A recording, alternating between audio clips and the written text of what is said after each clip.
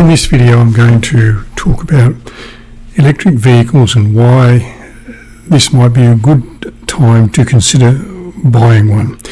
This information is relevant in March of 2026. Circumstances may change and things that I say may not be relevant at some point in the future, but I'm offering them for consideration at the moment. Some disclosures and clarifications and so forth first. First of all, I don't own an electric vehicle. I don't have any interest in any company that makes, imports or sells any electric vehicle. I have no commercial arrangements with any company associated with electric vehicles. I've not been paid by anybody to make this video. I'm not trying to sell you a brand. The photographs used here have come from the car sales website in the public domain, and all the photographs are of EVs, but they are used for the purposes of illustration only. It the use of the photo doesn't act as an endorsement of or criticism of a brand or model or anything like that. So with all those things out of the way, let's get into the meat of the subject. The situation in the Middle East is at the moment, I think, what we would describe as volatile. And that's important because the majority of the oil that Australia uses comes from the Middle East. And so the longer the conflict goes on, the more precarious will be our supply of oil. Now, an article I read recently suggested that we have 20 days of fuel in reserve onshore and a further 10 days of fuel in reserve offshore. And so in theory, the price of petrol should not increase for at least a month. But the fact is it has increased at the Bowser already. And whether that's a case of the retailer's price gouging or some other measure is irrelevant.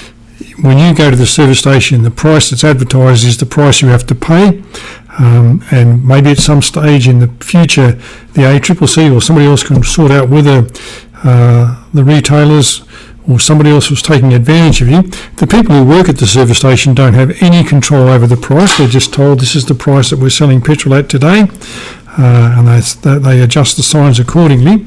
They don't set the price. They're just told by the retailers. Anyway, the fact is the price is the price, and that's the price you have to pay. But it's not just the price of petrol at the Bowser for you.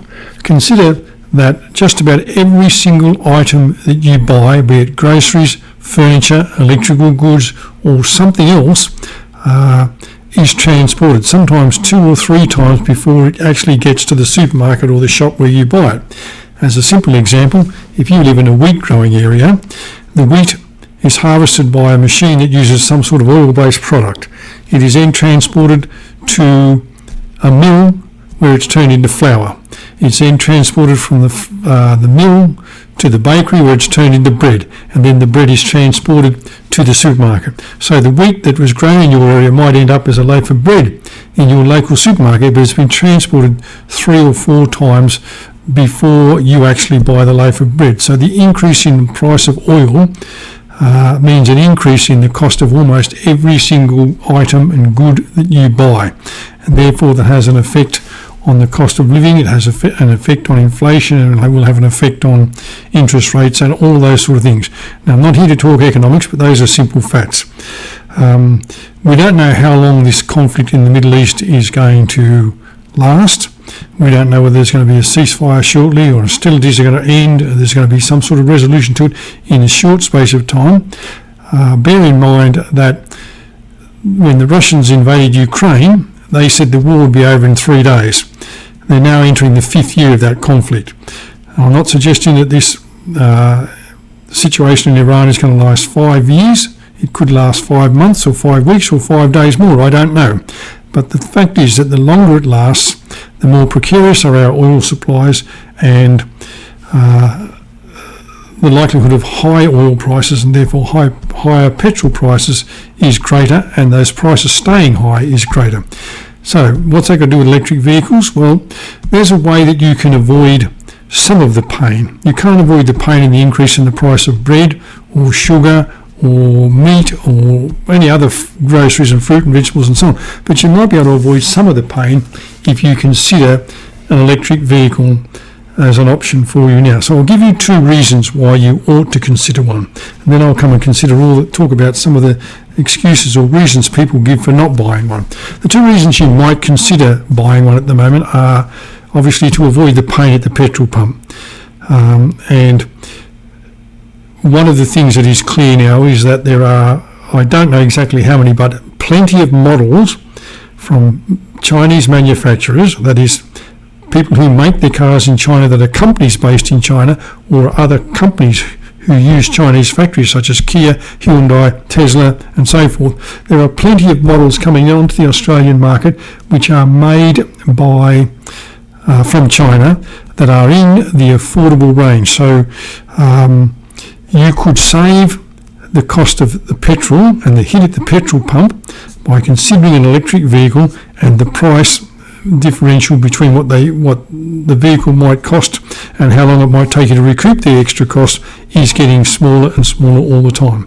Now, the second reason to consider an EV at this stage would be for the quality of the air in our cities. We can argue about climate change and we can argue about net zero until we're blue in the face, but the fact is most people in Australia live in the large urban conglomeration, or whatever the appropriate word for it is, that starts somewhere in far north Queensland and extends all the way down the east coast around into about Geelong in Victoria, and then a small patch around Adelaide and another small patch in the southwest of Western Australia. Most people live in that area, and it is unquestionably true that the air in our cities is much less healthier than the air in more rural areas. More people, more cars, more transport, all packed into small spaces, and the air is unhealthy. And there are lots of people who suffer from all sorts of respiratory diseases and conditions that are linked to the poor quality of the air. So the more people who drive electric vehicles, the more the better the air will be. It won't happen overnight, but eventually the air in our large urban centres will improve. Now, you could make the argument for saying, but isn't the electricity for electric vehicles produced by coal-fired power stations? And the answer to that is yes. But there are no coal-fired power stations in the middle of Sydney, Brisbane, Melbourne, Adelaide or Perth. They are in outer regional areas closer to large supplies of water in some cases, or close to coal mines or whatever.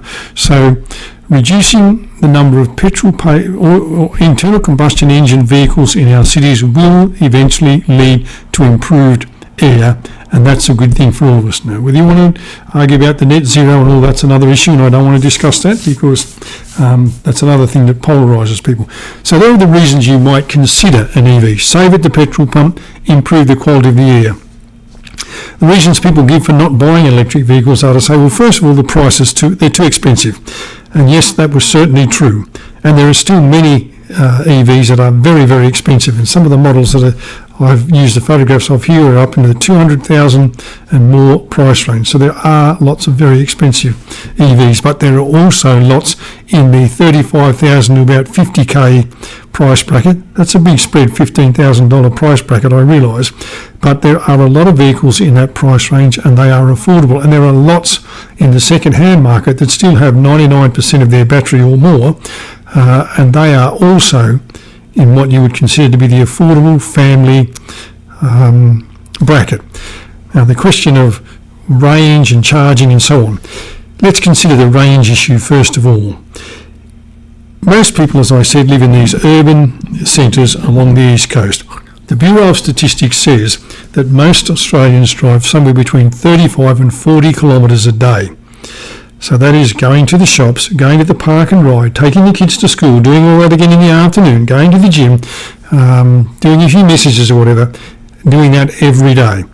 And even EVs with as little range as 200 or 220 kilometres, you could drive that vehicle for 5 or 6 days and then need to recharge it. And if you have off-street parking, you have the ability to plug your car into a power point overnight and recharge it.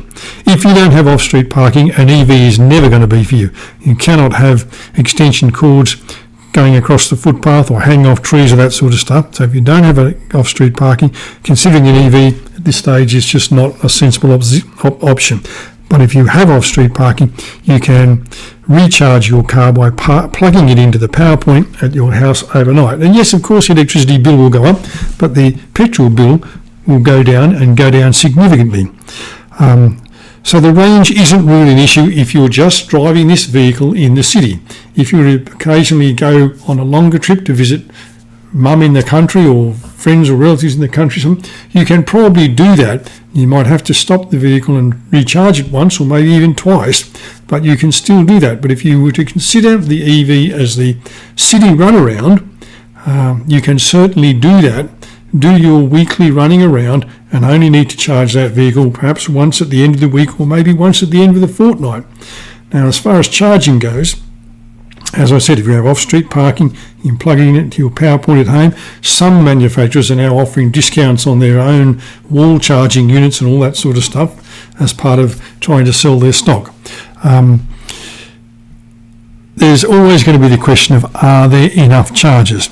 At one stage we used to have 20,000 service stations in Australia. Now we have about 6,000 because cars can go longer, they carry more fuel, they're more fuel efficient and so on.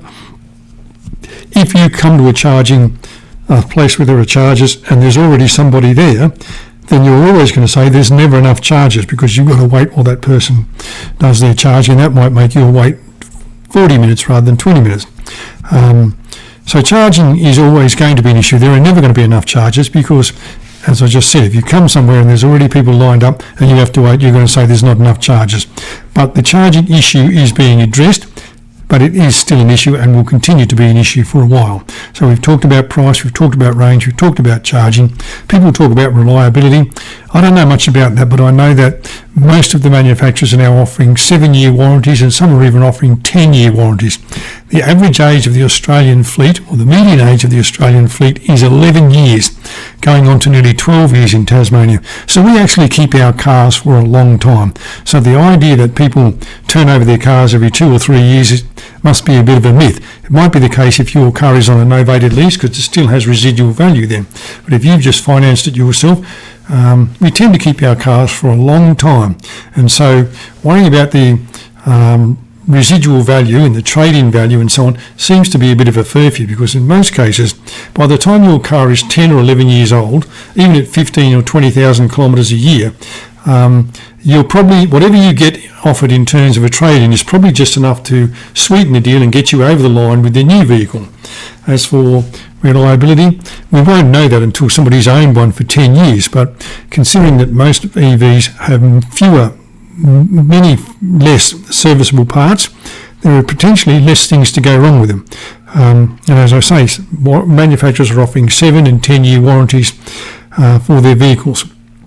And so even if you were to buy a second-hand one, there's a good chance that you would still get some of the residual warranty from a new vehicle. So we've talked about price, we've talked about charging, we've talked about range, we've talked about resale value, and we've talked about reliability. There would be the argument of people saying, well, I don't want to buy a Chinese car and give my money to Xi Jinping. Well, you can make that argument, but you'd be thinking, I'd sooner give my money to the heirs of Henry Ford than give them to the Xi Jinping. That's okay, you can say that, but the fact is most of the manufacturers of electric vehicles that are Chinese companies are privately owned companies that are listed on the stock exchange. They're not owned by the Chinese government. They may be regulated by the Chinese government, but they're not owned by the Chinese government. And in saying that, I'm not spruiking or boosting anything about the Chinese economy. I've never been there and I don't know anything about it other than what I read in the newspapers. But as I've said in videos before, if you went through your house and looked at all the things that are made in China, and said, well, I'm not going to buy, and took them all out, then your house would be empty. So those are some thoughts on why you might consider an EV at this particular time. Should circumstances change, then maybe you'll rethink that thing, but at the moment, it seems that it's a good option at least to consider and look into. Thanks for watching. If you have a comment, leave it in the appropriate place and I'll respond when I become aware of it.